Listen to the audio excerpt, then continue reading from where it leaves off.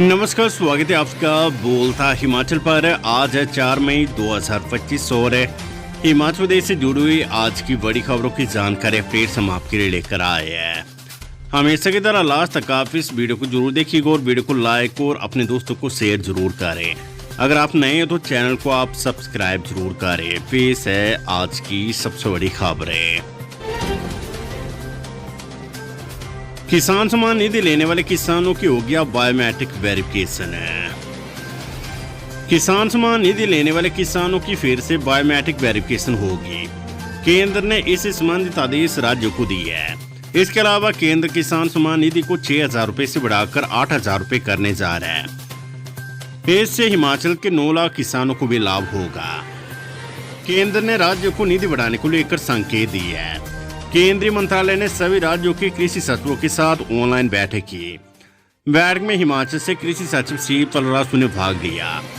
बैठक में केंद्रीय कृषि मंत्रालय ने हिमाचल के किसान सम्मान निधि लेने वाले किसानों की सूची की बायोमेट्रिक वेरिफिकेशन करने के आदेश दिए हैं। साथ ही इन किसानों की आर्थिक स्थिति के आधार पर योजना से जोड़ने को कहा गया है।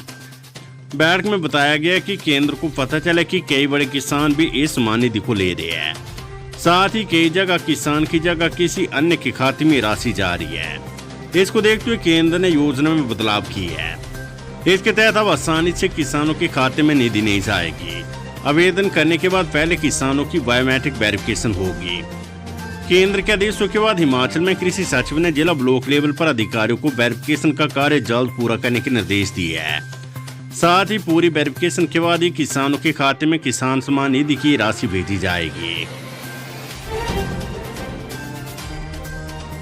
फर्जी अनुसूचित जाति प्रमाण पत्र प्रस्तुत कर नौकरी लेने वाला शिक्षक टर्मिनेट है। शिक्षा विभाग ने जिला शिमला के गवर्नमेंट सीनियर सेकेंडरी स्कूल देया के TTR शिक्षक को फर्जी अनुसूचित जाति प्रमाण पत्र प्रस्तुत करके अनुसूचित जाति श्रेणी कोटे का लाभ अवैध रूप से प्राप्त करने पर टर्मिनेट किया है।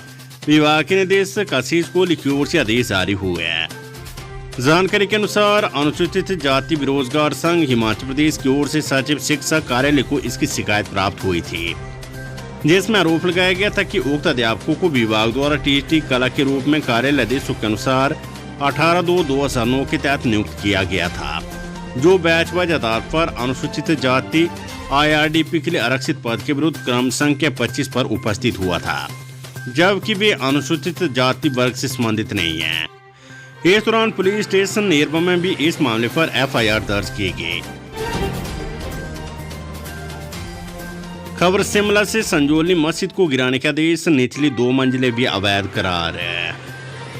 राजधानी शिमला की विवादित संजोली मस्जिद को गिराने का आदेश नगर निगम आयुक्त कोर्ट ने दिया है। शनिवार को अवैध निर्माण मामले को लेकर आयुक्त कोर्ट में सुनवाई हुई। MC कोर्ट ने बड़ा फैसला सुनाते हुए मस्जिद की निचली 2 मंजिलों को भी अवैध करार देते हुए इसे तोड़ने का आदेश जारी किया है। ऐसे में संजोली में बनी 5 मंजिला मस्जिद पूरी तरह से अवैध करार दी गई है। इससे पहले नगर निगम आयुक्त कोर्ट ने बीते साल 5 अक्टूबर को संजोली मस्जिद की 3 मंजिलों को अवैध करार देते हुए इसे तोड़ने के आदेश दिए थे। साथ ही वक्फ बोर्ड को निचली 2 मंजिलों की वैधता साबित करने के लिए राशि रिकॉर्ड पेश करने के आदेश दिए थे। इसी के तहत शनिवार को मामले पर सुनवाई की गई। कोर्ट ने निचली 2 मंजिलों की राशि रिकॉर्ड को लेकर जवाब देने के लिए कहा था। शनिवार को वक्फ बोर्ड सुनवाई के दौरान कोर्ट के समक्ष मस्जिद की जमीन के मालिकाना हक को लेकर दस्तावेज पेश नहीं कर पाया।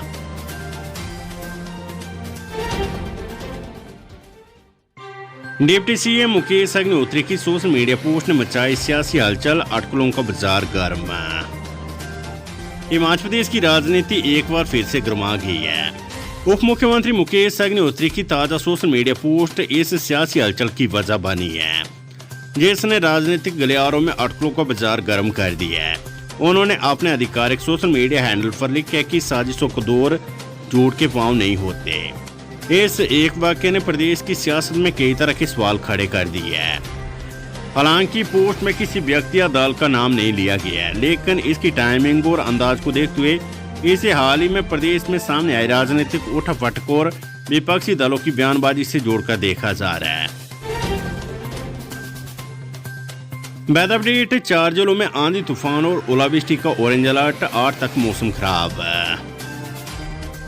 शनिवार को राजधानी शिमला में बादल नहीं बरसे, लेकिन कुफरी से तो ऊपरी शिमला में कई स्थानों पर ओलावृष्टि होने से सेबों के साथ फसलों को नुकसान पहुंचा है। ऊना सहित मैदानी इलाकों में बारिश हुई है, जिससे अधिकतम तापमान पर ब्रेक लगी है।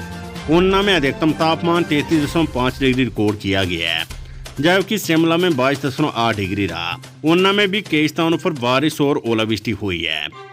शनिवार को जिला शिमला के ऊपरी इलाकों में दोपहर बाद ओलावृष्टि हुई है, जिसमें फागू, कुफरी, ट्योग, च्योग, कोटगढ़, कुमारसैन व नारकंडा आदि में सेब सहित अन्य फसलों को नुकसान हुआ है। यही नहीं, कुफरी फागू मार्ग पर ओलावृष्टि से सफेद चादर सी बिछ गई। सरोग से लेकर फागू, च्योग व नुमांदरी तक ओलावृष्टि हुई है। चौपाल उपमंडल के मालस व जोबली में भी खूब ओले पड़े हैं। मौसम विभाग के अनुसार रविवार को 4 जिलों ऊना, बिलासपुर, हमीरपुर और मंडी में अलग अलग स्थानों में गर्ज बिजली और 45 से 55 किलोमीटर प्रति घंटे की रफ्तार से तेज हवाएं और ओलावृष्टि के साथ कुछ स्थानों पर हल्की से मध्यम बारिश होने का ऑरेंज अलर्ट जारी किया गया है। कुल्लू जिलों में अलग अलग स्थानों में 30 से 40 किलोमीटर प्रति घंटे की रफ्तार से तेज हवाएं व हल्की से मध्यम बारिश का येलो अलर्ट जारी किया गया है। वहीं लाहौल स्पीति व किन्नौर जिलों में अलग अलग स्थानों पर हल्की बारिश, बर्फबारी, जबकि चंबा, कांगड़ा और शिमला जिलों में अलग अलग स्थानों पर हल्की बारिश का येलो अलर्ट जारी किया गया है। मौसम विभाग के अनुसार 8 मई तक मौसम खराब रहेगा। इसके साथ ही मौसम विभाग ने लोगों सहित पर्यटकों के लिए एडवाइजरी भी जारी की है और संबंधित विभागों के जारी निर्देशों का पालन करने का आह्वान किया है। सीएम सुख बोले, जमीन हिमाचल की गई और पानी पर लड़ाई पंजाब और हरियाणा में। मुख्यमंत्री सुखविंदर सिंह सुक्खू ने कहा है कि जिस पानी को लेकर पंजाब और हरियाणा के बीच विवाद उपजा है, उसके लिए हिमाचल प्रदेश के लोगों ने अपनी जमीन गंवाई है। उन्होंने कहा है कि बीबीएमबी में हिमाचल प्रदेश अपनी हिस्सेदारी की बात करता है। इसमें हिमाचल प्रदेश को 7.19% रॉयल्टी देने का निर्णय लिया गया है, लेकिन पॉलिसी के हिसाब से प्रदेश को बिजली पर 12% रॉयल्टी मिलनी चाहिए। प्राथमिक शिक्षक संघ ने दी बड़े आंदोलन की चेतावनी, अब रिटायर्ड टीचर संभालेंगे मोर्चा। राज्य की प्राथमिक शिक्षक संघ ने मांगों को लेकर आंदोलन तेज करने की चेतावनी दी है। संघ का क्रमिक अनशन 8वें दिन भी प्रवेश कर गया। सेवानिवृत्त शिक्षकों का भी उन्हें समर्थन मिला है। बीते रोज क्रमिक अनशन पर सेवानिवृत्त प्राथमिक शिक्षक बैठे थे। राज्य की प्राथमिक शिक्षक संघ के पूर्व में 2 बार अध्यक्ष रहे देवेंद्र केवल, राज्य महासचिव रह चुकी महेश शर्मा, राज्य प्रेस सचिव रह चुकी शिवदत्त शर्मा और कार्यालय सचिव का कार्य कर चुके खुशहाल ठाकुर शामिल हुए थे। पूर्व में प्रदेश अध्यक्ष रहे देवेंद्र ने बताया कि राज्य की प्राथमिक शिक्षक संघ के इस आंदोलन में समस्त सेवानिवृत्त प्राथमिक शिक्षक संघ के साथ और बड़ी से बड़ी लड़ाई लड़ने के लिए तैयार है। शिमला शहर में अगले 15 दिन में लागू होगा नया ट्रैफिक प्लान, आमजन से 10 मई तक मांगे गए सुझाव। उपायुक्त अनुपम कश्यप की अध्यक्षता में Shimla city private bus operator union के पदाधिकारियों के साथ यातायात व्यवस्था को लेकर समीक्षा बैठक की। उपायुक्त ने कहा कि शहर की यातायात व्यवस्था को सुदृढ़ करने के लिए प्रशासन जन सहयोग से विशेष प्लान बनाएगा। अगले 15 दिनों में इस प्लान को लागू करने के लिए सभी हितधारक एकजुट होकर कार्य करेंगे। इसमें सभी हितधारकों के सुझावों को सम्मिलित किया जाएगा ताकि शहर में लोगों को जाम की समस्या से निजात मिल सके तथा पर्यटकों को बेहतर यातायात व्यवस्था मुहैया करवाई जा सके। घरेलू हिंसा की धारा 31 केवल सुरक्षा देश के उल्लंघन पर दंडनीय, हाईकोर्ट ने दिया महत्वपूर्ण फैसला। हिमाचल प्रदेश हाईकोर्ट ने घरेलू हिंसा अधिनियम की धारा 31 पर महत्वपूर्ण फैसला दिया है। अदालत ने कहा कि धारा 31 केवल सुरक्षा देश के उल्लंघन पर दंडनीय है, न कि अन्य देशों के उल्लंघन पर लागू होता है। हाईकोर्ट के न्यायाधीश राकेश कैंथला की एकल पीठ ने एफआईआर को रद्द करने के लिए दायर याचिका को स्वीकार करते हुए ये फैसला दिया है। इस मामले में ट्रायल कोर्ट ने पुलिस को घरेलू हिंसा अधिनियम की धारा 31 के तहत एफआईआर दर्ज करने के निर्देश देने के लिए एक आवेदन भेजा था। हाईकोर्ट ने दर्ज प्राथमिकी को रद्द करते हुए स्पष्ट किया कि धारा 31 केवल धारा 18 में उल्लेखित संरक्षण आदेशों के उल्लंघन पर लागू होती है। राष्ट्रपति को भेजा अयोग्य विधायकों की पेंशन भत्ते बंद करने का विधेयक। हिमाचल प्रदेश के अयोग्य विधायकों की पेंशन और भत्ते बंद होने पर जल्द फैसला हो सकता है। राजभवन की ओर से अयोग्य विधायकों की पेंशन भत्ते बंद करने का विधेयक राष्ट्रपति भवन को भेज दिया गया है। कांग्रेस सरकार ने बीते वर्ष मानसून सत्र में विधानसभा से पारित कर इस विधेयक को राजभवन भेजा था। विधेयक के तहत बीते साल बजट सत्र में छाए सियासी संकट के बाद भाजपा में शामिल विधायकों पर शिकंजा कसा गया है। विधेयक में पेंशन अधिकार से वंचित होने वाले पूर्व विधायकों से पिछली रकम की वसूली का भी प्रावधान है।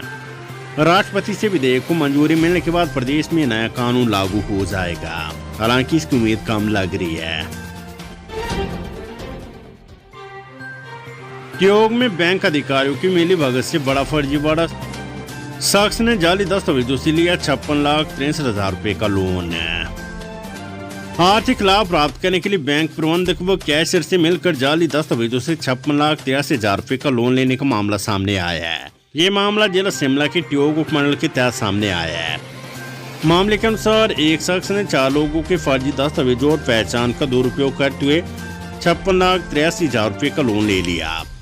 इस धोखाधड़ी में तत्कालीन 2 बैंक अधिकारियों की भूमिका भी सामने आई है। 4 शिकायतकर्ताओं की शिकायत पर पुलिस ने मुख्य आरोपी और 2 तत्कालीन बैंक अधिकारियों के खिलाफ भारतीय दंड संहिता की धारा 420 और 120 बी के तहत प्राथमिकी दर्ज की है।